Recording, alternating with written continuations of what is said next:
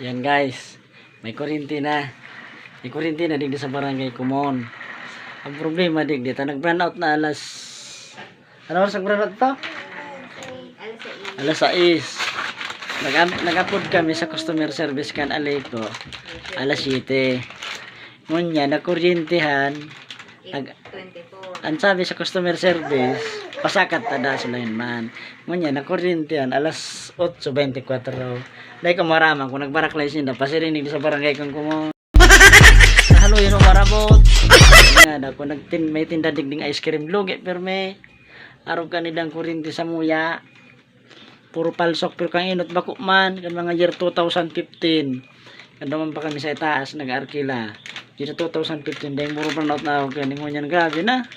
Malala na, kaya talamak mo yan, nag-gaigwang mga solar sa kanya-kanyang harong. Ay kung ka manig gusto ka mga ice cream, dapat may solar ka mo pang backup talaga.